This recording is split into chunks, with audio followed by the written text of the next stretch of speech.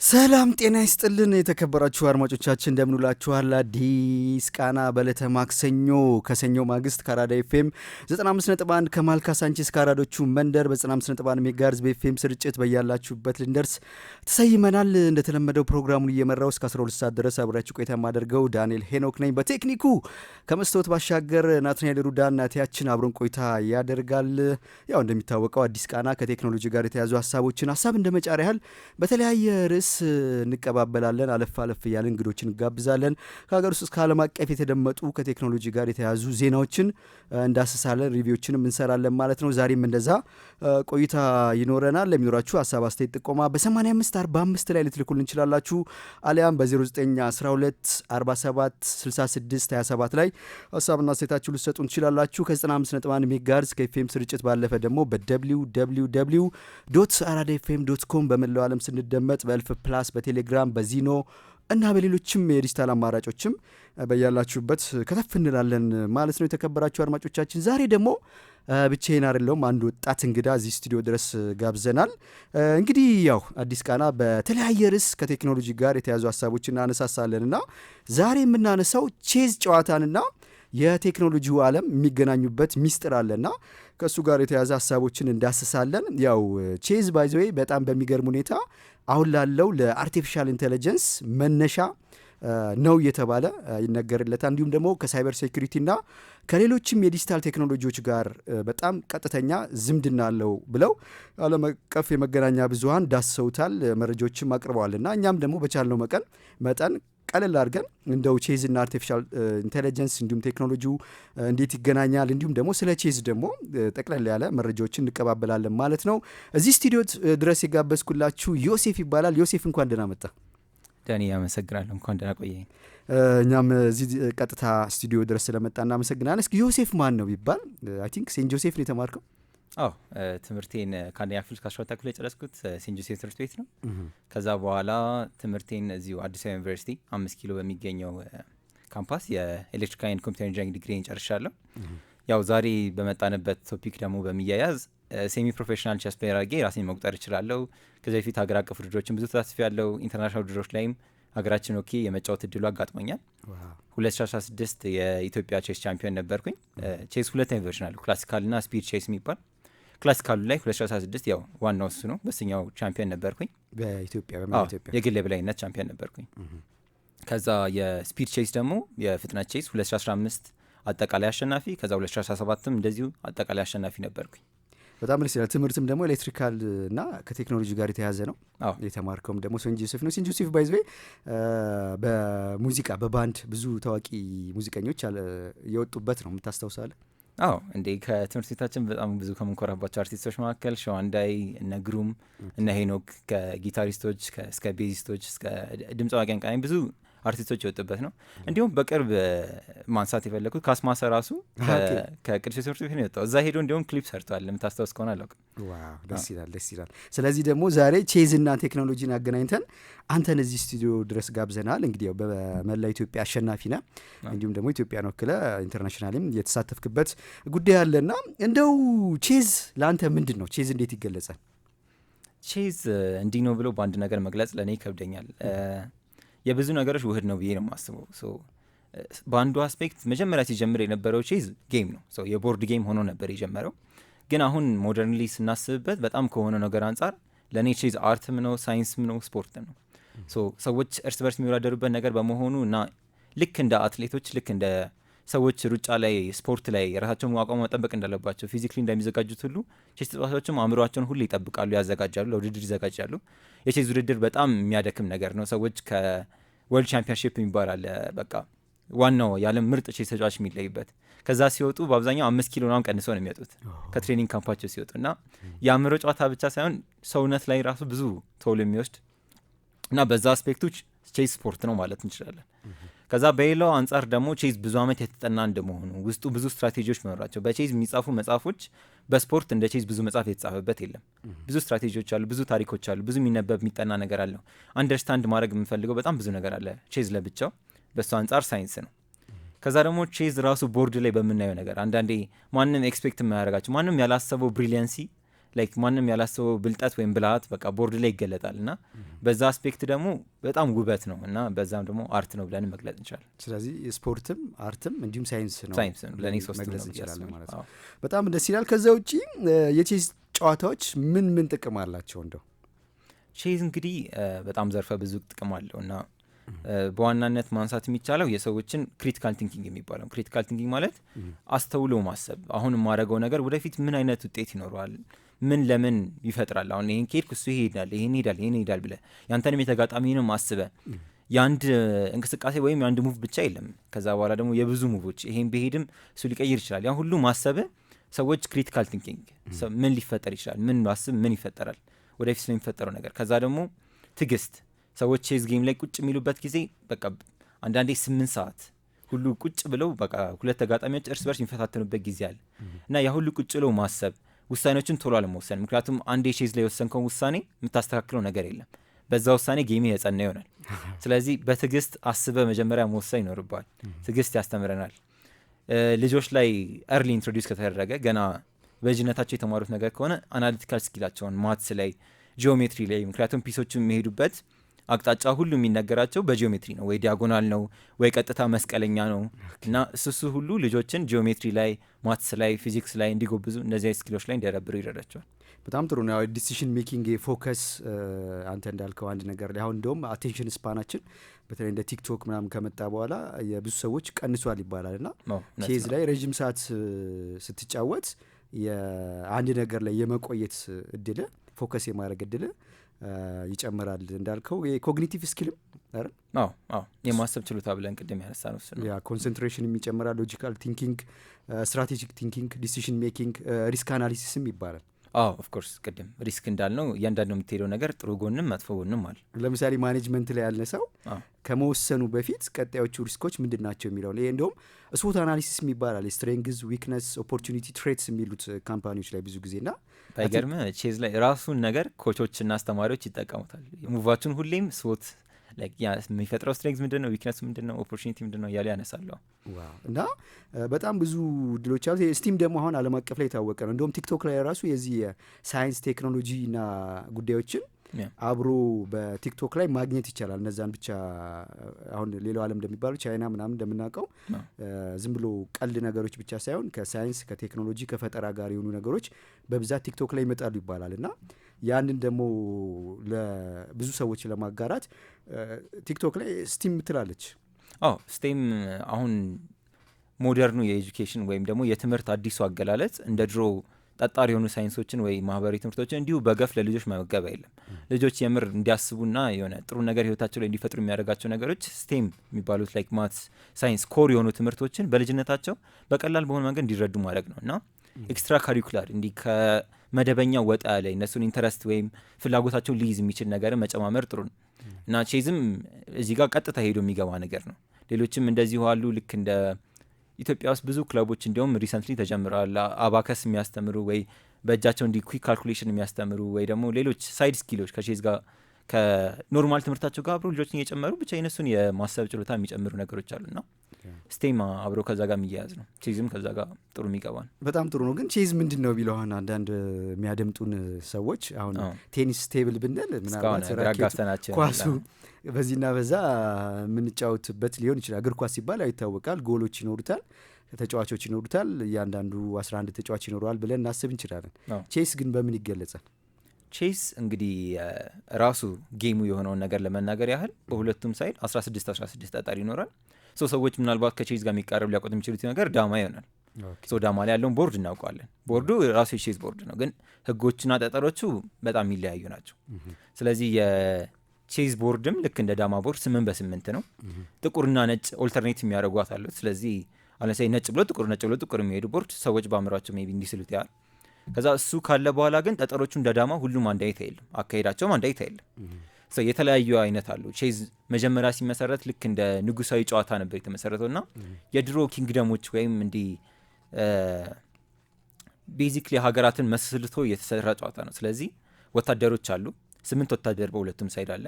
ጳጳሳት ወይም ቢሾፖች አሉ። ከዛ ደግሞ ሩክ አለ። ሩክ ማለት የቤተ መንግስት ምልክት ነው። ስለዚህ እሱ አለ። ኩዊን አለች፣ ንግስት አለች፣ ንጉስ አለ። ከዛ ፈረሰኛ ወይም ናይት የምንለው አለ። ስለዚህ እነዚህ ሁሉ ናቸው ተደርድረው የቼዝ ተጫዋቻን ሜክ የሚያደርጉልን። በሁለቱም ተጫዋች በነጭም በጥቁር ነጭና ጥቁር ነው አብዛኛው ቼዝ የሚጋጠሙት። ያው የቦርዱ አክሻል ከለር ቢለያይም አንዳንዴ ብራውን ጠቆር ያለ ብራውን ለጣ ብራውን ቢሆንም ቢጫ ነገር ቢሆንም ግን አብዛኛው ነጭና ጥቁር ነው። ነጭና ጥቁር እርስ በርስ እንደዚሁ ሁለቱም ኪንግ ኪንግ ኩዊን ኩዊን ከዛ እነዚህ ጠጠሮች የመወጊያ ጠጠሮች ሌሎች ኖሯቸው የሚጋጠሙ ጨዋታ ነው ቼዝ። በጣም ጥሩ ነው። በዛው የጠጠሮቹን ቫሊዩ አንስተን ከአፍታ የሙዚቃ ግብዣ በኋላ ተመልሰን ብንገናኝስ? እሺ በጣም ጥሩ። የጠጠሮቹን ቫሊዩ ለምሳሌ የኩዊን ስንት ነው የኪንጉ ስንት ነው የሚለውን ከሁሉም ከሌሎቹ ጠጠሮች ከተዋጊዎቹ ትንሽ ቫሊዩ ያለው ወታደር ሰው ሲጀምር 1 ነጥብ ነው የሚሰጠው። ወታደር ግን ሲጀምር 1 ነጥብ ነው የሰጠው ደካማ አይደለም። የተጋጣሚ የመጨረሻ መስመር ላይ መድረስ ከቻለ ወታደር ወደ ሌላው ወደ ፈለገው ጠጠር የመቀየር አቅም አለው። ስለዚህ እሱ አለ። ግን ወታደር ዝቅተኛ ነው 1 ነጥብ ብሎ ይጀምራል። ከዛ ናይት ማለት ፈረሰኛ እሱ 3 ነጥብ አለው።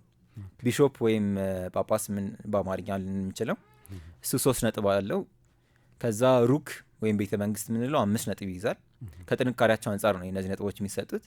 ከዛ ኩዊን ናት ከሁሉም ከተዋጊ ጠጠሮች ከፍተኛ ነጥብ ያላት ኩዊን ናት። 9 ነጥብ ይኖራታል እሷ። ከዛ ግን ያው ኪንጉ ነጥብ የለውም ማለት በቃ የሙሉ ጨዋታው ዓላማ የቼዝ ጨዋታ ዓላማ የተቃራኒ ኪንግ ማስመረቅ ነው ወይም አስመርኮ ይዞ መግደል መቻል ነው እና ስለዚህ ኪንግ ከተያዘ ጌሙ ያልቃል። ስለዚህ የኪንጉ ቫሊዩ ቼዝ ላይ ኢንፊኒቲ ነው። ቼክሜት ይሆናል ያልቃል። በጣም ጥሩ ነው። እንግዲህ እንደ መግቢያ ቼዝ ምንድን ነው የሚለውን ነካካን። እንግዲህ በኋላ ላይ ደግሞ ቼዝና ቴክኖሎጂ ምን ያገናኛቸዋል በተለይ ከአርቲፊሻል ኢንቴሊጀንስ ጋር የሚለው እንዲሁም ደግሞ በጣም ታዋቂ ዓለም ላይ ተጽዕኖ ፈጣሪ ሰዎች ቼዝ ላይ ይጫወታሉ የዓለም መሪዎችን ጨምሮና ቅድም እንዳለው እንግዲህ ከውሳኔ ቀድሞ አናሊሲስ ከማድረግና ከሌሎችም ጋር ይያያዛል። እሱን ለማየት እሞክራለሁ። ከዛ ውጭ ግን ዓለም ላይ በጣም አስገራሚ ሆኖ የነበረው በ2020 እንግዲህ የኮሮና ቫይረስ የነበረበት ወቅት ነው። በዛ ወቅት አንድ ፊልም የዓለምን ትኩረት ስቦ ነበር። ዘ ኩዊንስ ጋምቤት የተሰኘው ተከታታይ ሲሪየስ ፊልም ወደ 7 ክፍሎች ነበሩት እና በ2020 ኔትፍሊክስ ላይ ተለቆ እንግዲህ በጣም ብዙዎች የወደዱት ነበረ። በእርግጥ ይሄ ፊልም የተሰራው በ1983 በፐብሊሽ በተደረገ ወይም ደግሞ ታትሞ በነበረው ልብ ወለድ ዘ ኩዊንስ ጋምቤት በሚባለው መጽሐፍ ላይ ወይም ልብ ወለድ ላይ ተንተርሶ የተሰራ ነበር። እንግዲህ ይህ ፊልም በዋናነት የሚያተኩረው ቼዝ ላይ ነበረ እና ቼዝ ሳይኮሎጂ ላይ ነበረ። በጣም ብዙ ሰዎች ወደውታል። እንደው የሚገርመው በጣም ተጽዕኖ ከማድረጉ የተነሳ ጎግል ላይ ራሱ ሃው ቱ ፕሌይ ቼዝ የሚለው ሚሊየንስ የሚቆጠሩ ሰዎች ሰርች ወይም ደግሞ ጎግል አድርገው እንደነበረ ታውቋልና እንዲሁም ደግሞ የቼዝ ጨዋታ ደግሞ ቫይራል እንዲሆን ምክንያት ሆኖ ነበር። እንዲሁም ደግሞ ቼዝ .com የሚባለው ብዙ ሰዎች በሚሊዮን የሚቆጠሩ ሰዎች ያንንም እንዲጠቀሙ አድርገውታል ተብሏል። ይህ ፊልም የሚገርመው ዘ ኩዊንስ ጋምቤት የተሰኘው 11 ኤሚ አዋርዶችን በማሸነፍ በተከታታይ ፊልም በጣም ከጥቂቶቹ አንዱ ሆኖ ነበረ። እዛ ላይ የምትሳተፈችው አክተርም የጎልደን ግሎብ አዋርድንም አሸንፋ ነበረ። እንዲሁም ደግሞ የቼዝ ቦርድ ሽያጭ በ200% እንደጨመረ ይነገርለታል። በጣም ደግሞ ሌላው የሚገርመው እዚህ ፊልም ላይ ጋሪ ካስፓሮቭ እንዴት ትገልጸዋለህ አንተ ጋሪ ካስፓሮቭ? ጋሪ ካስፓሮቭ ያው እኔ አንድ ማደንቀው ሰው ስላለ ከሱ በላይ ማስቀመጥ አልችልም። ግን በታሪክ ከነበሩ ቼዝ ተጫዋቾች ምርጡ ከሚባል በጣም በጊዜውም አሁን ቼዝ ተጫዋች ሲባል ብዙ ስለ ቼዝ የሚያውቁ ሰዎች አምራቸው የሚመጣው ጋሪ ካስፓሮቭ ነው። በጣም ምርጥ የነበረ ወርልድ ቻምፒዮን ነው። 20 ዓመት ሙሉ ወርልድ ቻምፒዮነቱን አስከብሮ የነሰረው እና በጣም ቼዝ ላይ የሚከበር በጣም ጎበዝ የሆነ ተጫዋች ነው። በቃ እንግዲህ ዓለም ላይ ካሉ ትልልቅ ተጫዋቾች በቼዝ ግራንድ ማስተር ደረጃ ከግራንድ ማስተር ያው የመጨረሻው ቼዝ ታይትል ነው። ግን ወርልድ ቻምፒዮን ራሱ ከግራንድ ማስተሮች በላይ ሱፐር ግራንድ ማስተር ይባላል። እንግዲህ ጋሪ ካስፓሮቭ ይሄ ሰውዬ የዚህ ፊልም አማካሪ ሆኖ አገልግሎ ነበር እና እንግዲህ ስለ ቼዝ ጨዋታ ሰፋ ያለ ነገር የታየበት ነበር። ዘ ኩዊንስ ጋምቤት የተሰኘው ተከታታይ ፊልም በኔትፍሊክስ የተለቀቀውና በ2020 ብዙ ሰዎች ቼዝ ላይ ትኩረት እንዲያደርጉ እንዲጫወቱ ያደረገው ማለት ነው። የሚገርመው ደግሞ ዘ ኩዊንስ ጋምቤት የሚባል ሙቭ አለ ይባላል አለ የቼዝ ኦፕኒንግ አለ። ያው ቼዝ ወደ 3 ይከፋል። ኦፕኒንግ፣ ሚድል ጌም፣ ኤንድ ጌም። ኦፕኒንጉ ላይ ቼዝ ኩዊንስ ጋምቤት የሚባል አለ። ኦፕኒንግ ማለት ምንድን ነው ራሱ? ኦፕኒንግ ማለት እንግዲህ ቼዝ ሲጀመር ልጠቀም ከምችላቸው ስትራቴጂዎች አንዱ ነው። ቼዝ በጣም ብዙ ዓመት የተጫወት ነው ጨዋታ እንደመሆኑ አጀማመሮቹ አንዳንዶቹ የተጠኑ ናቸው እና ስም ይሰጣቸዋል። ስም የሚሰጣቸው ይዘር መጀመሪያ የኦፕኒንግ ከተጫወተበት ቦታ ሊሆን ይችላል። ለምሳሌ ዘ ቪዬና ኦፕኒንግ የሚባል አለ። የኦስትሪያ ዋና ከተማ ቪዬና ነው ስሟ። ዘ ኢታሊያን ኦፕኒንግ የሚባል አለ። ሩይ ሎፔዝ የሚባል አለ። ስፓኒሽ ኦፕኒንግ። እነዚህ ከተጫወትን ቦታዎች የሚሰየሙ ነው። በሰው ስም የሚሰየሙ አሉ። ለምሳሌ ዘ ማርሻል ኦፕኒንግ እና ሌሎችም ኒምዞ አንድ ተጫዋች ነው፣ ላርሰን ሌላ ተጫዋች ነው፣ ቤንት ላርሰን የሚባል። ስለዚህ ብዙ ተጫዋቾች ወይ ከተጫወቱበት ቦታዎች የሚሰየማሉ እና ኩዊንስ ጋምቢትም አሁን ከጌሙ አንጻር የኦፕኒንግ አይነት ነው። ሰዎች ብዙ ከተጫዋቾች አንጻር ከነዚህ ከጠኑ ኦፕኒንጎች አንዱ ነው። አሁና እንግዲህ ዘ ኩዊንስ ጋምቢት የሚባለው ከዛ ኦፕኒንግ የተወሰደ እንደሆነ የፊልም ሩስ ይነገራል። በዚህ አካሄድ ምንድን ነው ወታደሩን ሰውቶ ያው በኦፕኒንግ በቼዝ ኦፕኒንግ ወይም ደግሞ አጀማመር ሴንተሩን መቆጣጠር ወሳኝ ያደርገዋል ይባላል እና ወታደሩን ሰውቶ መሀሉን የመቆጣጠር ሂደት ዘ ኩዊንስ ጋምቢት ይባላል። እንግዲህ ከዚህ በመነሳት የተሰራ ተከታታይ ፊልም ነበረ። እንግዲህ በጣም ትላልቅ ሽልማቶችን እያገኘ ነው። 2020 ደግሞ ኮሮና ወቅት ደግሞ ብዙ ሰዎች ቤት የቆዩበት ነበር። ከቤት መውጣት ያልቻሉበት ጊዜ ነበር። እንደ አጋጣሚ ደግሞ ይሄ የሚገርም ሾው ተለቀቀ። በቃ ለቼዝ ከዚህ የተሻለ ምንም ልንጠብቅ የምንችለው ነገር አልነበረም። የቼዝ ኮሚኒቲ ባንዴ እንዲያድግ ዘ ኩዊንስ ጋምቢት ሾው ቼዝ ይጫወት የነበረም ሰው ከዛ ቼዝ የማይጫወትም ሰው ሊወድ የሚችለው ነገር ነው። ሁለቱን አገናኝ ነገር ነው። ከዛ በፊት ስለ ቼዝ ብዙ አዳፕቴሽኖች ይኖራሉ። አንድ ፖን ሳክሪፋይስ የሚባል ፊልም አለ። ዘ ኩዊን ኦፍ ካትዌይ የሚላል አፍሪካ ውስጥ የተሰራ እሱ እንዲያውም በጣም ቆንጆ ፊልም ነው። ለአድማጮቻችን እንጋብዛለሁ። እነዚህ ፊልሞች ግን ቼዙንም ድራማውንም አብረው በደንብ የሚይዙ አልነበሩም። ዘ ኩዊንስ ጋምቢት እንዳልከው በጣም ብዙ አዋርድ ያሸነፈ ነው። ምክንያቱም ስቶሪው ራሱ ያለ ቼዙ በጣም የሚመስጥ ነው። ቼዝ ተጫዋች ሆኖ ለሚያስተውል ሰው ደግሞ ውስጡ ያለውን ቼዝ ደግሞ በጣም በስነስርዓት ነው የሰሩት። ሌላ ፊልም ላይ ወይ ኢቨን ሀገራችን ውስጥ አንዳንድ ቪዲዮ ክሊፕ ላይ ወይም ምንም ቼዝን ለመጠቀም አይሞክርበት የለም መቼም እና ጨምረውበት አያለው። እንደ ጠጠር እንደ ዳማ ሲደረድሩ ታያለው። የማይሆን አቀማመጥ ሲያስደርዱ ታያለው። ብቻ በጣም ብዙ ያበላሻለሁ። ግን ያሁሉ ትተው ኩዊንስ ጋምቢት ላይ በጣም በስነስርዓት ኢቨን ሃይስት ሌቭል እንዳልከው በጣም ግራንድ ማስተሮች አፕሪሼት ሊያደርጉ ከሚችሉ ሌቭል ጌሞቹ በጣም ሃይ ሌቭል ናቸው። ቼዙም ሃይ ሌቭል ነው፣ ስቶሪውም ሃይ ሌቭል ነው እና በጣም ብዙ ሰው ወደ ቼዝ እንዲመጣ ያደረገ ነገር ነው። ኮቪድ ላይ ሰው ቤት ሲሆን ቼዝ አሁን እኛ ድሮ በምናውቀው በቦርድ ብቻ የለም ያለው ኦንላይንም አለ። ቼዝ ዶት ኮም የሚለው ፕላትፎርም ለዛ ነው ብዙ ፌመስ የሆነው በዛ ጊዜ። ወይ ሊቼዝ የሚባልም አለ ሌላ እና እነሱ ላይ ሰዎች ኦንላይን በመጫወት በቃ ቤት ውስጥ ሲውሉ ጌም ማድረግ ጀመሩ እና ቼዝን ዲስከቨር ማድረግ ጀመሩ።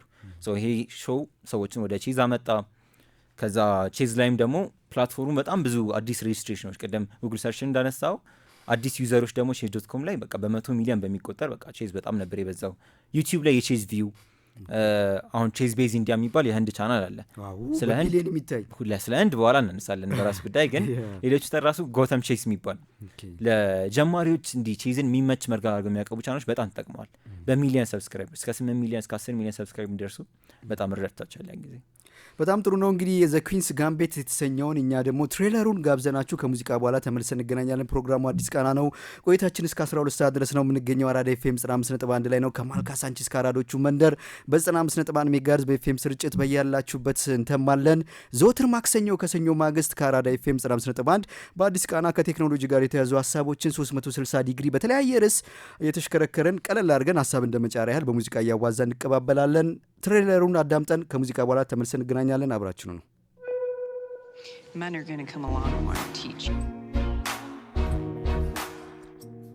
ተመልሰን መጣን። የተከበራችሁ አድማጮቻችን ፕሮግራሙ አዲስ ቃና ነው። ዕለቱ ማክሰኞ የሰኞ ማግስት ነው። ከማል ካሳንቺስ ከአራዶቹ መንደር ከአራዳ ኤፍኤም 95.1 ከማል ካሳንቺስ በቀጥታ በአየር ሞገድ በኤፍኤም ስርጭት በያላችሁበት እየደረስን እንገኛለን። እንዲሁም በwww.aradaFM.com ደግሞ በመላው ዓለም እንደርሳለን። በፕላስ በቴሌግራምና በሌሎችም የዲጂታል አማራጮች ማለት ነው። ለሚኖራችሁ ሀሳብ አስተያየት ጥቆማ በ8545 አጫጭር የጽሁፍ መልእክታችሁ ልትልኩልን እንችላላችሁ። አሊያም በ0912 47 66 27 ላይ ልትልኩልን እንችላላችሁ። ያው በሙዚቃ እያዋዛን ሀሳብ እንደመጫሪያ ያህል ቀለል አድርገን ከቴክኖሎጂ ጋር የተያዙ ሀሳቦችን በተለያየ ርዕሰ ጉዳዮች እንቀባበላለን። ዛሬ ደግሞ ቼዝና ቴክኖሎጂን አገናኝተን እንግዲህ በኢትዮጵያ በቼዝ ጨዋታ በተለያየ ጊዜ አሸናፊ የሆነውንና በኤሌክትሪካል እንዲሁም ቴክኖሎጂ ዘርፍ ደግሞ ተመራቂ የሆነውን እንዲሁም ደግሞ የሴንት ጆሴፈር ተማሪ የሆነውን ራሱ ስምህ እንዴት ነው? ከመወለድ በፊት ነው ወይስ ትምህርት ከጀመርክ በኋላ ነው የወጣል? አረ አባቴ በሚገርም ሁኔታ እዛ ትምህርት ቤት አስተምረው ቅዱስ ዮሴፍ አስተምረው ነበር። አረ እባክህ! እና ቅዱስ ዮሴፍ ማስተማሩ ብቻ የለም እዛ በጣም የሚወደው ዮሴፍ የሚባል ልጅ ነበር። ስለዚህ በሁለቱም አያይዘው ነው ዮሴፍ ያለኝ። አንተ የሚገርም አጋጣሚ እዛ እንደምገባ ተወስኖልኝ ነው ምንም በአማራጭ ልኝ። ደስ ይላል በጣም በእውነት። እንግዲህ ዛሬ ቼዝና ቴክኖሎጂን ስናነሳ እንደውም አንዳንዶች ምን ብለው ገልጸውታል? ቼዝ ላቦራቶሪ ፎር ኤአይ ቲንኪንግ ነው ብለው ገልጸውታል። ማለት አሁን የደረስንበት የአርቲፊሻል ኢንቴሊጀንስ ለምሳሌ ቻትጂፒቲን ስናይ ጄሚናይን እና ሌሎቹም ነገሮችንም በሌላው ዘርፍም ማለት ነው ኤአይ ያው በተለያየ ዘርፍ ይገባል እንደምናውቀው እና ለዛ ደረጃ የደረሰው የቼዝ አስተሳሰብን ወይም ደግሞ የቼዝ መሞከሪያ ሆኖ ለምሳሌ አይጦች ላይ ይሞክራል ልክ እንደዛ ተሞክሮበት ነው ተብሎ ይነገራል። እና በተለይ ደግሞ አይቢኤም ያው በቴክኖሎጂው እናውቀዋለን የዲፕ ብሉ የተሰኘው ሱፐር ኮምፒውተርን በ1990ዎቹ ወደ ዓለም ካስተዋወቀ በኋላ ይህ ኮምፒውተር ሚሊየንስ ኦፍ ሙቮችን የቼዝ ሙቮችን እንዲሁም ደግሞ ፖዚሽኖችን በሰከንዶች ውስጥ ማሰላሰል ማወቅ መለየት ይችላል ተብሎለት ነበረ። ከዛ በኋላ ደግሞ በ1997 ቅድም ያነሳ ነውን ጋሪ ካስፓሮቭ የተባለውን በዓለም ታሪክ ለመጀመሪያ ጊዜ በማሸነፍ የዚህ የአይቢኤም ዲፕ ብሉ ኮምፒውተር ዓለምን አነጋግሮ ነበር። በኋላ ላይ የዚህ የዲፕ ብሉ ለዓለም መታወቅ ኮምፒውተሩ አሁን ለደረስንበት ለአልፋ ዜሮ እና ለአርቲፊሻል ኢንቴሊጀንስ ምክንያት ሆኗል ተብሎ እየተነገረ ይገኛል። እና አንተ እንዴት ትገልጸዋለህ ይህን ጉዳይ? በጣም በሚገርም ሁኔታ ይህ በጣም ሰፊ የሆነ ቶፒክ ነው፣ ግን ማንሳት ካለብን እንዳልከው ከዲፕ ብሉ ከአይቢኤም ዲፕ ብሉ ብንጀምር ቆንጆ ነው። እና ዲፕ ብሉ ያኔ ሱፐር ኮምፒውተር ነው። ያው ኮምፒውተሮች ድሮ አሁን እንዴት እንደሚሰሩ ገለጻ ለመስጠት ያህል እያንዳንዱን ነገር ነው እንትን ይባላል ብሩት ፎርስ ይባላል። ብሩት ፎርስ ማለት በጣም በጉልበት እያንዳንዱን ነገር እስከ መጨረሻው ለማየት ካልኩሌት እንደሚያደርገው እንዳልከው በሰከንዳቶች በሚሊዮን የሚቆጠር ሙቮች ያይ ነበር። ስለዚህ አሁን ለምሳሌ አንድ ሙቭ ይህን ጠጠር እዚህ ቢጋፋ ይልና ለዛ ጠጠር የጥቁርም ምላሽ ደግሞ 40 ምናምኑንም ያያል። ከዛ ለ40 ምናምኑ ደግሞ ሌላ 40 ምናምኑ ያያል።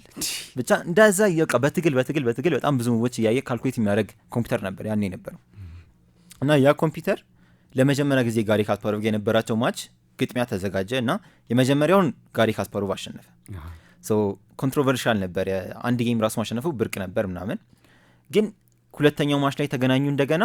ያኔ ዲፕ ብሉ እንዳልከው አሸነፈ። ጋሪ ካስፓሮቭ አክቹዋሊ አሸነፈ። መሀል ላይ ጥሎት ወጣ ነገር ብዙ ቅር ያለ ነገር ያኔ።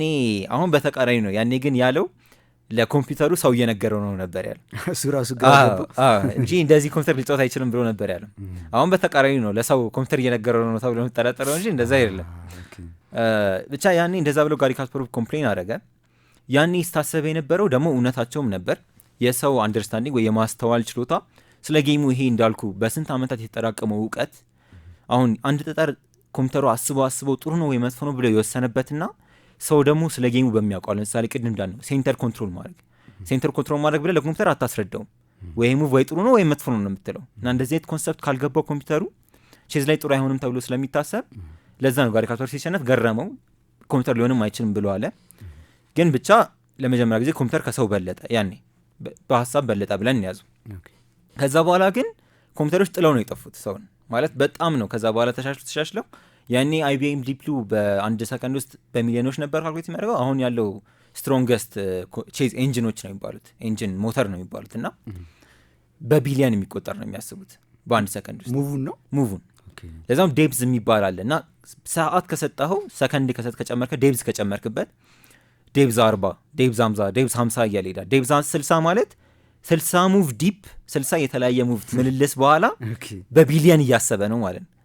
አንድ ዴብዝ ከአንድ ሙቭ በኋላ በቢሊየን እያሰበ ነው። 60 ማለት 60 የተለያዩ ሙቮችን እያንዳንዳቸውን በቢሊየን አስቦ ጨርሷል ማለት ነው። እንዴት ነው ታዲያ የምታሸንፈው? አችልም። ኮምፒውተሮች ጥለው ጠፍተዋል። በንጽጽር ለማንሳት ያህል አሁን ኮምፒውተሮች ይሄን ያህል ኢምፕሩቭ ከማድረጋቸው በፊት የነበረ ጊዜ ላይ አንደርስታንዲንጋቸው ቅድም እንዳልነው ዲፕ አልነበረም። ስለዚህ ይማሩበት የነበረው ሜተድም አሁን ከባድ የሚያደርገው ቼዝን ለኮምፒውተሮች ከ4 የቼዝ የተለያዩ ሙቮች በኋላ የሚገኙት ፖዚሽኖች ብዛት ሊፈጠር የሚችለው ነገር ብዛት ማለት ነው ዩኒቨርሳችን ካለው የአተማት ይበልጣል። በጣም ኮምፕሌክስ ነው። ማቴማቲካሊ ኮምፒውት ሲደረግ በጣም ብዙ 10 to the power of ብሎ እንደገና ሌላ በጣም በቢሊየን አይደለም፣ ቢሊየን ትንሽ ቁጥር ነው። በጣም ብዙ ዜሮዎች አሉ። 10 to the power of እንደገና ሌላ በጣም ብዙ ዜሮዎች አሉ። ቁጥር አልጋስቡ ኮምፒውት ተደርጎ የሚጨርስ ነገር የለም። ስለዚህ በዛ አንጻር ኢንጂኖች ስቲል አልጨረሱትም ነበር። ቼዝን እየተሻሻሉ ብቻ ነው መምጣት የሚችሉት። ከሰው አንደርስታንዲንግ አሁን ተሻሽለዋል፣ እሱ እውነት ነው። ከኛ አልፎ ነው ሄደናል። ግን ቼዝን ሶልቭ አላደረጉትም። ቼዝን ሶልቭ ያደረጉት የሚባለው 7 ፒስ ሲቀር 7 ፒስ ማለት ለጥቁርም ለነጭም 7 ጠጠር ብቻ ከሆነ የቀረው ቦርዱ ላይ ከዛ በኋላ ቼዝ ሶልቭድ ነው።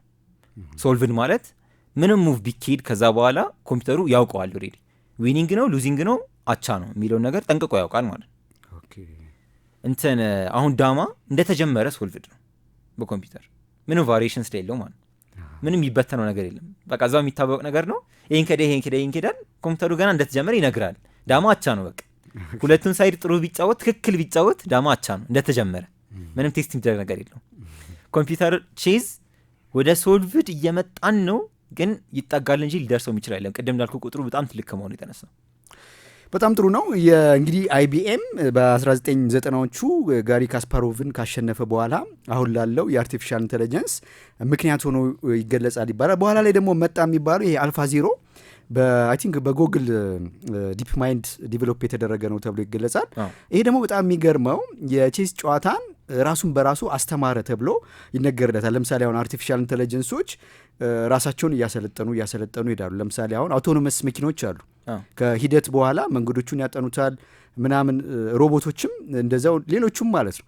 ልክ እንደዛ ለዛ ምክንያት ሆኖ ተብሎ ይገለጻል። ለምሳሌ የድሮዎቹ ኮምፒውተሮች ጊጎ የሚባል ቃል አለ። ጋርቤጅን ጋርቤጅ አውት ማለት ነው። ለምሳሌ ፊድ ያደረግነው ነገር የተሳሳተ ከሆነ የሚያወጣው የተሳሳተ ይሆናል ተብሎ ይገለጻል። ምክንያቱም ምንም ዲሳይድ የማድረግ ወይም ደግሞ የመለየት የራሱ አመክንዮ አይኖረውም፣ በተሰጠው ነው የሚፈጽመው።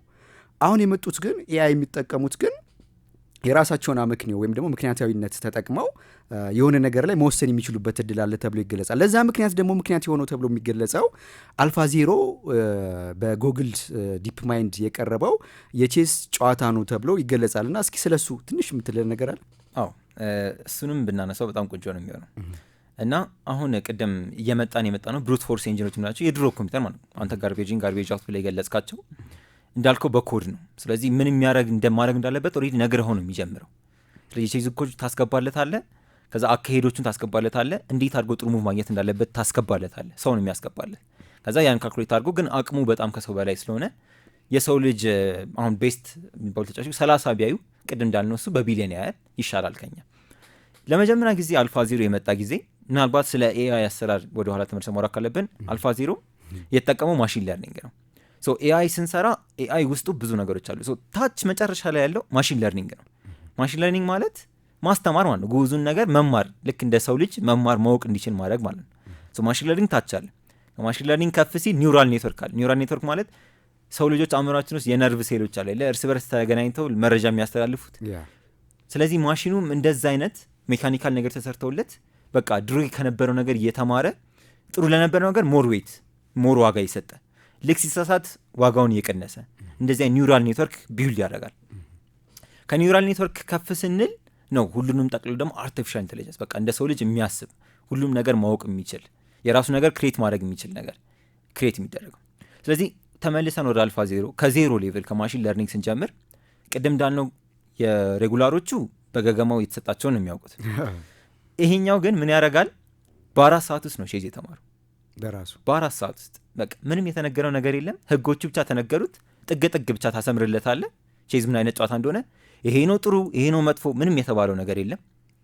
ራሱን በራሱ አንድ አልፋ ዜሮ ታመጣና ከሌላ አልፋ ዜሮ ጋር ተጫውተዋል። አንዱ ያሸንፋል፣ የተሸነፈው ይማራል፣ ቀጣይ ላይ ያኛውን ያሸንፈዋል፣ ያኛው ይማራል፣ ያሸንፈዋል። ማሽን ለርኒንግ እንደዚህ ነው የሚሰራው። አሁን ኢሜጅ ዲቴክሽን ላይ ራሱ ወደ ሌላ ቶፒክ ሳንወጣ አሁን ፌክ ነገር ኢሜጅ ክሬት ይደረጋል ላይ ዲፌኩን የሚለየው ማን ይመስላል? ሌላ ኤአይ ነው። ስለዚህ ሌላ ኤአይ ይመጣና ሁለት ኤአይ ትሬን ይደረግና ያኛው ይሄ አውቄ ይባለው ዲፌክ ነው ይሏል። ከዛ ዲፌክ የሚሰራው ይሻሻላል፣ በጣም ጥሩ አድርጎ ዲፌክ ይሰራል። ከያኛው ማወቅ ያቅተዋል። ከዛ ማወቅ የሚያቅተው ይሻሻላል። ከዛ ደግሞ አሁን ይሄ ኤአይ ነው አውቄ ያለው ይላል። ያኛው ይሻሻላል። እንዲህ እያለ ይሄዳል። ቼዙንም እንደዚህ ሁለቱ ተጫውተው እርስ በርሳቸው ተጫውተው በጣም ጎበዝ ሆነና ምን ተፈጠረ? አሁን ቅድም ያልነው ኤንጂን ስቶክፊሽ 8 ነበር ያኔ 8ኛው ቨርዥን ላይ ነበር ገና። ስቶክፊሽ ስትሮንገስት ቼዝ ኤንጂን ነው አሁንም ባለው ማለት ነው። እና 8 ላይ ደርሶ ነበር። ያኔን ነገር በምችለው ለምንጽጽር ሰው the best player in the world በሚባለው ከስቶክፊሽ 8 ጋር ቁጭ ብሎ ቢጫወት 1000 ጨዋታ ቢጫወት ምናልባት አንዳንዴ አቻ ሊያገኝ ይችላል፣ 1000ንም ይሸነፍ ይችላል። በጣም ነው ያቅም ልዩነታችን ይሄን ማለት ነው። አልፋ ዜሮ በራሱ በ4 ሰዓት ውስጥ ቼዝ ተምሮ መጣና ይሄን ሁሉንም ያሸነፈው ስቶክፊሽ 8 ኤንጂን 100 ጌም ተጫወቱ፣ 72 አቻወጡ፣ 28ቱን አልፋ ዜሮ ነው ያሸነፈው። አንድ አላሸነፈም ስቶክፊሽ 8። ለዛውም አልፋ ዜሮ በዛ ቼዝ ጨዋታዎቹ ላይ ባሳያቸው አይዲያዎች ሀሳቦች የሰው ልጆች ከዛ በፊት አስቧቸው የማያውቁት በቃ እስካሁን ቤስ ፕሌየሮቹ እንደ ኢንስፓይሬሽን እንደ ትምህርት የሚጠቀሟቸው ነገሮች አይዲያዎችን ያሳዩ እና የአርቲፊሻል ኢንቴሊጀንስን አቅም በዛ እንድናይ አድርጎናል። አርቲፊሻል ኢንቴሊጀንስም እንደዚህ ጌሞች ላይ ነበር ቴስት የሚደረገው። አልፋ ዜሮ ለቼዝ እንዳደረገው ጎ የሚባል የቻይና ጌም አለ። ለዛም እንደዚሁ ኤአይን ትሬን አድርጎት ነበር እና ያኔ አክቹዋሊ ጎ ላይ ሰው ነበር ይገርማል ቤስት የሚባለው ከሰው ጋር አጋጥሞት አይ ቲንክ ኤአዩ አቻ ነገር መሰለኝ ከሰውዬው ጋር የወጡት ብቻ እንደዚህ የታጠረ ኢንቫይሮንመንት ላይ ኤአዮችን መጀመሪያ ሞክረው ማመን አይቻልም። አሁን ቼዝ ላይ ታምር ቢፈጠር ምንም ወይ ኒውክሊየር አይፈነዳም ወይ ለእኛ የምንበላውን አናጣም፣ የሆነ ታምር አይፈጠርም። ኤአዮችን ለዛ ነው ቴስቲንግ ግራውንድ አድርጓቸዋል የምንለው። ከዛ በኋላ ወጥተው ግን አሁን ቢውልድ እያደረጉ ላርጅ ላንጉጅ ሞዴልስ ከማሽን ለርኒንግ ከፍ ብሎ ያሉ ቅድም የዘለልኩት ነበር ይቅርታ ኒውራል ኔትወርኮች አሉ። ከዛ ላርጅ ላንጉጅ ሞዴልስ ምላቸው እነ ቻት ጂፒቲ እነ ጄሚናይ አሁን ያሉት አሉ። ስለሁሉ ነገር ትንሽ የሚያውቁ ማለት ነው ትሬን ተደርገው በቃ ራሳቸው እንዲህ አሳድገው አሁን ኤአይ ያለበት ደረጃ ለመድረስ በቅቷል። በጣም ጥሩ ነው። ሌላው የሚገርመው ለሳይበር ሴኩሪቲም ምክንያት ሆኗል ይባላል ቼዝ። ለምን ለምሳሌ አሁን ኢቲካል ሀከሮች የምንላቸው አሉ አይደል? የዋይት ሀከርስ ብላክ ሀከርስ የምንላቸው አሉ። ለምሳሌ ዋይት ሀከሮች ብዙ ጊዜ ቀጣዩ የሳይበር ጥቃት ምን ሊሆን ይችላል ብሎ ቀድሞ የመገመት ነገር ነው። ቼዝ ጨዋታ ላይም ከተጋጣሚ ጋር ቀጣይ ምን ሙቭ ሊሄድ ይችላል የሚለውን ነው የምታይበት። ስለዚህ ፕሮቴክት ታደርጋለህ፣ አንተም ስትራቴጂ ትነድፋለህ እና ከዛ ጋር የተያዘ ነው ብለው ከሳይበር ደህንነት ጋርም አያይዘውታል እና ምናልባት የምታነሳዋለህ በዚህ አጋጣሚ። ያው እኔም በትምህርት ትንሽ የተማርኩት ኮምፒውተር ኢንጂነሪንግም ስለተማርኩኝ ሳይበር ሴኩሪቲ ላይ ብዙ ጊዜ የሚነሳ ተርም ቨልነራቢሊቲ ነው። ስለዚህ አታከር ከየትም አመጣም ተጋላጭነት የሚል አንተ ራስህ ሲስተምህ ላይ በቃ ክሬት ያደረከው ዊክነስ አለ ሳፈልግ ማለት ነው። ጥሩ ነገር ሰርተ አንድ መግቢያ ይኖረዋል በክስ የሚሉት በቃ ያን መግቢያ አታከሩ ያገኝባል። ስለዚህ ቼዝ ጨዋታ ላይም እንዲሁ ነው። አንድ ክፍተት ነው ተጋጣሚ የሚፈልገው ካንተ፣ ሌላ ምንም ታምር የለም። ያቺ አንድ ክፍተት ሙሉ ጨዋታው እንዲሸነፍ ሊያደርግ ይችላል። ስለዚህ ቼዝ ተጫዋቾች አናሊቲካሊ ብዙ ይጎብዛሉ። እንዲህ የማውቃቸው ሶፍትዌር ኢንጂነሪንግ ተማሪዎች አሁን ሲማሩ ኮዲንግ ላይ ኤክሰርሳይዝ ሲሰሩ በአብዛኛው በቼዝ ይሰራሉ። ኮድ ያደርጋሉ ፕሮግራሞች በቼዝ ማለት በቼዝ ለምሳሌ ኮድ ሲያደርጉ ኤክሰርሳይዝ ይሰጣቸዋል። ኩዊኗን ያስቀምጡላቸውና ስንት ኩዊን ቦርድ ላይ መቀመጥ ይችላል ለምሳሌ እርስ በርስ ሳይነካኩ ማለት ኩዊን መሄድ የምንችልበት አለ መሄድ የምንችልበት እርስ በርስ ሳይተላለፍ ስንት መቀመጥ ይችላል እና በኮዲንግ ሶልቭ የሚደረጉ ፕሮብለሞች ናቸው እነዚህ። እንደዚህ ትሬን ለማድረግም ይጠቀሙባቸዋል። ቼዝ ብዙ ጊዜ የተያያዘ ነው ከነዚህ ጉዳዮች ላይ። ስለዚህ ከኮዲንግ ጋርም ማገናኘት ይቻላል ማለት ይቻላል። በጣም የሚገርም ነው። እንግዲህ ቼዝ ለአርቲፊሻል ኢንቴሊጀንስ እንደ ላቦራቶሪ ሆኗል ተብሎ ይነገራል። ለብዙ ጉዳዮችም በተለይ በሮቦቲክስ አሁን ባለው በሰልፍ ድራይቪንግ ካሮች የአውቶኖመስ የምንላቸው ፋይናንስ አልጎሪዝም ውስጥ ራሱ ለምሳሌ አሁን የፊንቴኮች አሉ አይደለ?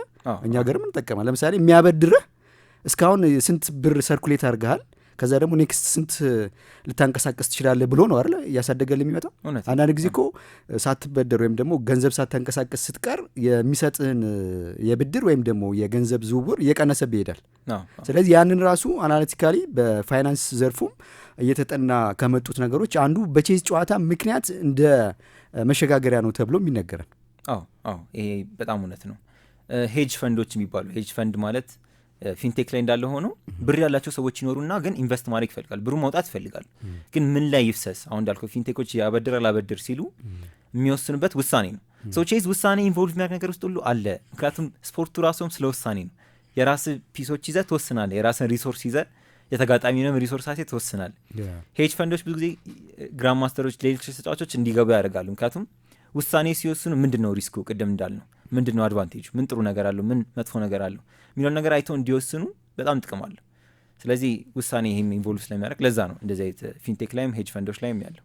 በጣም ጥሩ። እንዲሁም ሄድ ስለ ፈንድ ስታወራ ስታርታፖችን ባይዘው ሌላው ዓለም ላይ ቼዝ ስታርታፕ ላይ ያሉ ቼዝ እንዲጫወቱ ያደርጓቸዋል የሚል መረጃም እያየው ነበረ። በቀጣይ ስትራቴጂያቸውን፣ ዲሲዥን ሜኪንጋቸውን፣ ቀጣይ እይታቸውንም ለምሳሌ ስታርታፕ ሆኖ ብዙ ጊዜ ችግሮች ይገጥሙታል። ስለዚህ ያንን ደግሞ ረጅም ጊዜ ሬዚስት አድርጎ መቆየት እንዲችል ለስታርታፖችም እንዲጫወቱ ይመከራል ተብሎ መረጃም ቅድም እያየው ነበርና ስለዚህ ቼዝ የማይገባበት ነገር የለም። ግን ያው ሰዓታችን እያለፈ ሰዓት እየሄድን ስለሆነ እንደው ለመጨረሻ ያህል ቼዝ የት ሀገር ተጀመረ? ቼዝ እንግዲህ የተጀመረው ጥንታዊ የቼዝ ቨርዥን አሁን ምናውቀው ሳይሆን ሌላኛው የቼዝ ቨርዥን ህንድ ሀገር ነበር። ከዛ ከህንድ ሀገር በኋላ ግን ሃድጎ በጣም ብዙ አሁን ወደምናውቀው ቅርጽ እንደሚያዝ ወደ ንጉስ ወደ ኩዊን ወደ ንግስት የመጣው ዩሮፕ ከገባ በኋላ ነው። ዩሮፕ ውስጥ በጣም ብዙ አመት አደገ። ወደ ህንድ ቼዝ መች ተጀመረ ስንል አመቱን ለመግለጽ ያህል ከ1500 ዓመት በፊት ምናምን ነው የተጀመረው ህንድ ውስጥ። ከዛ ዩሮፕ ውስጥ ሲያድግ ግን የንጉሳዊ ጨዋታ ነበር። ማንም ተራሰው የሚጫወተው ጨዋታ አድርጎ ነበር የሚታሰበው። ልክ ጠጅ ቤተ መንግስት መጠጥ ነበር። በቃ ልክ እንደዛ በቃ የተመረጡ በጣም ልክ እንደዚህ ስትራቴጂክ ማሰብ የሚችሉ ሰዎች ጋር አድርጎ ነበር የሚጫወቱት። ንጉሳዊ ቤተሰብ ውስጥ ነበር። ዩሮፕ አደገ። ከዛ ደግሞ ሶቪየት ዩኒየን ያኔ በነበረችበት ጊዜ ከትምህርት ቤት ካሪኩለም ውስጥ ሁላ አስገብታ በቃ እያንዳንዱ ሰው የግድ ልጅ እያለ ቼዝ ይጫወታል። የናሽናል ፕራይዳቸውም ነበረ። ቼዝን የሚቆጣጠሩበት ነበረ እና እንደዛ ነበር ቼዝ። አሁን ደግሞ ስለ ራሻ ስታነሳ ቭላዲሚር ፑቲን እስካሁን ድረስ ቼዝን እንደሚወዱ፣ ቀደም ብሎ ደግሞ ቤንጃሚን ፍራንክሊን አሜሪካን ከመሰረቷት መካከል አንዱ ነው ተብሎ ይገለጻል። እነ ናፖሊዮን ቦናፓርት የፈረንሳይ ወታደራዊ መሪ ይታወቃል። ለስትራቴጂክ ቲንኪንግ እና ለላይፍ ዲሲዥን እና ለዋርም ይጠቀምበት እንደነበረ ይገለጻል። ዊንስተን ቸርችል የዩኬ ጠቅላይ ሚኒስትር፣ አንጌላ ሜርክል የቀድሞ የጀርመን መሪ እሳቸውም ቼዝን እንደሚወዱ፣ ቢል ክሊንተን፣ ባራክ ኦባማ፣ አልበርት አንስታይን፣ ቢል ጌትስ። በጣም የሚገርመው ደግሞ ቢል ጌት እና ኤለን መስክ ቼዝ ይወዳሉ ይባላል። ሁለቱም የቴክኖሎጂ ሰዎች ናቸው። ምን የምትለው ነገር አለ? እንዲያውም ቢል ጌትስ አሁን ቅርብ ጊዜ እስከነበረው ወርልድ ቻምፒዮን ጋር ተጫውተዋል። ተጫውተውም የወርልድ ቻምፒዮን በ8 ሙቭ ነው ያሸነፈው። ማን ያሸነፈው? ወርልድ ቻምፒዮን ቢል ጌትስ። እንዲያውም ቪዲዮን ብፈልጉት አለ ዩቲዩብ ላይ። በጣም የሚገርም ነው። እንግዲህ እነ ቢል ጌትስ፣ ኤለን ማስክ ደግሞ ለምን ይጠቀምበታል ተብሏል? የዚህ የቢዝነስ ስትራቴጂውን መልቲፕል ሙቮችን ለማየት። ለምሳሌ ኤለን ማስክ በብዙ ዘርፍ ውስጥ ገብቶበታል። ለምሳሌ በስፔስ ኤክስ አለ፣ በቴስላ አለ፣ በአርቲፊሻል ኢንቴሊጀንስ እና በሌሎችም ላይ አለ።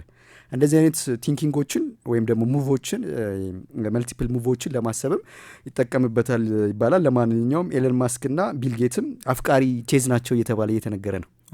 ከመሰነባበታችን በፊት ግን ሰዓታችን እየሄደ ስለሆነ አንተ በኢትዮጵያ እንግዲህ የቼዝ ውድድር ላይ አሸንፋል በተለያየ ዘርፍ። የኢትዮጵያ ቼዝ ምን ላይ ነው ያለው እንደው ከምታውቀው?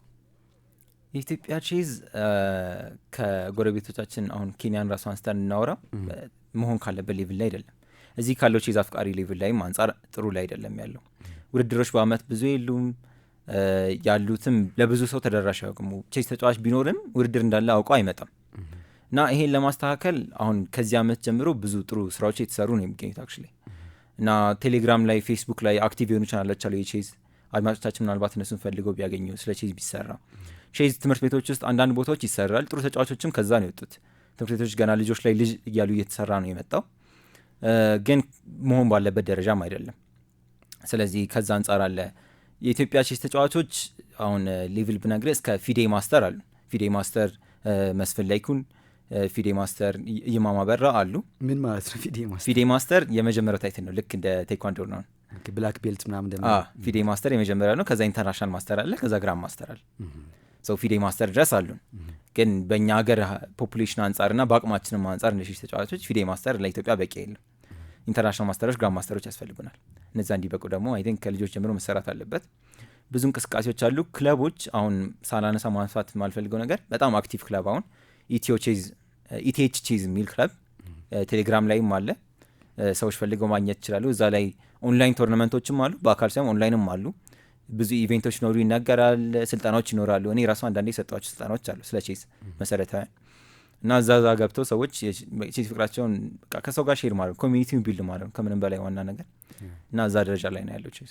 በጣም ጥሩ ነው። ባለፈው እንግዲህ ሴቶች አይቻለሁ ቼዝ አፍቃሪ የሆኑ ወይም ደግሞ የሚወዱ ጊዜያቸውን ሰውተው መጥተው የሚጫወቱ አይቻለሁ። እና ቼዝ ብዙ ቦታ አይፈልግም፣ ብዙ ቁሳቁስም አይፈልግም። ቼዝ ቦርዱና መጫወቻው ካለ በትንሽ ስፔስ ብዙ ሰው መጫወት የሚችልበት ሁኔታ ነው ያለው። ግዴታ መሬት ስጡኝም ላያስብል ይችላል።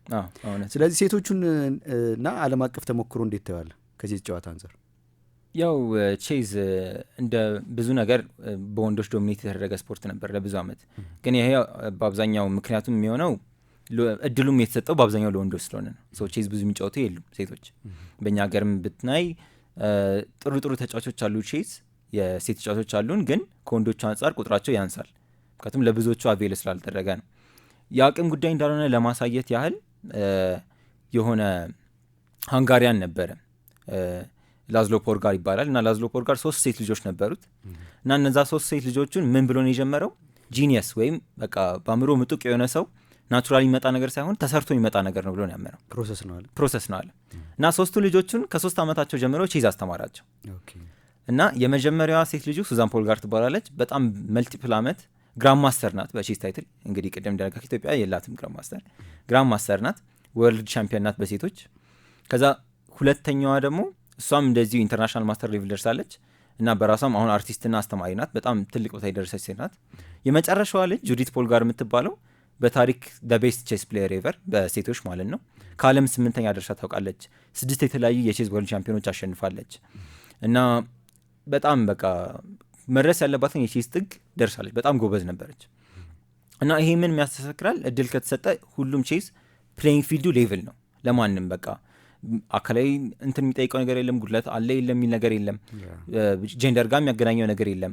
ቁጭ ብለው ሁለት ሰዎች እኩል አቅማቸውን የሚፈታተሹበት ስፖርት ነው እና ለሁሉም እድል መስጠት ያለበት፣ ለሁሉም ቢሰራ ጥሩ ነገር የሚመጣበት ስፖርት ነው። በጣም እናመሰግናለን። እንግዲህ ሰዓት ያዘን እንጂ ብዙ ነገሮችን አነሳለሁ። ሌላ ጊዜ ደግሞ በተለያየ ርዕስ አስታከን ተመልሰን ደግሞ እንደምንገናኝ ተስፋ አድርጋለሁ። ዛሬ እንግዲህ ቼዝ ምንድን ነው፣ ቼዝና ቴክኖሎጂ እንዴት ይገናኛል፣ የተወሰኑ እንደው ያው በሀሳብ እንደመጫር ያህል ተቀባበልን። ከመሰነባበታችን በፊት ግን እንደው የምትለው ነገር ካለ? ቅድም መዝጊያውን ስለጨረስን በቃ በዚህ በቃል ብዬ አስባለሁ። ዳኒ ስለጋበዝክ አመሰግናለሁ። ሌላ አጋጣሚ እንደሆነ ተስፋ አደርጋለሁ። በጣም አመሰግናለሁ። እንግዲህ በኢትዮጵያ እንግዲህ በቼዝ ሻምፒዮን የሆነውን እንዲሁም ደግሞ በትምህርቱም በኢንጂነሪንግና ቴክኖሎጂ ጋር የተያዙ በዛም የተማረውን እንዲሁም ደግሞ ቅዱስ ዮሴፍ ብዙ እንግዲህ ጥሩ ጥሩ የምንላቸው ሰዎችን ካወጡ ትምህርት ቤቶች አንዱ የሆነው ታዋቂው ከሰንት ጆሴፍ ተማሪ የሆነውን ዮሴፍን እዚህ ድረስ ጋብዘነው መጥተልናል። እጅግ በጣም እናመሰግናለን። እንግዲህ ጥሩ ቆይታ እንደነበረን ለአድማጮች ተስፋ እናደርጋለን። የተከበራችሁ አድማጮቻችን በተለያየ ሁኔታ ሆናችሁ ላደመጣችሁን በሙሉ እጅግ በጣም እናመሰግናለን። የአራዳ ኤፍኤም 95.1 ቀሪ ፕሮግራሞች አብሯችሁ ይዘልቃሉ። ዘወትር ማክሰኞ ከሰኞ ማግስት እንግዲህ ከአራዳ ኤፍኤም 95.1 በቴክኖሎጂ ጋር አስታከን በተለያዩ ርዕሶች ሙዚቃ እየተቀባበልን ቀለል አድርገን የምንጨዋወትበት አዲስ ቃና ፕሮግራም ነበረ። ሳምንቱ ሙሉ የቴክኖሎጂ ወዳጅ ከሆናችሁ ዳንኤል ሄኖክ ብላችሁ በቲክቶክም በዩቲዩብም ልታገኙ ትችላላችሁ። ፕሮግራሙን እየመራው ዳንኤል ሄኖክ ነበርኩ። በቴክኒኩ ከመስታወት ባሻገር ናትናኤል ሩዳና አብሮ ነበረ። የአራዳ ኤፍኤም 95.1 ቀሪ ፕሮግራሞች አብሯችሁ ይዘልቃሉ። መልካም ማክሰኞ ይሆንላችሁ።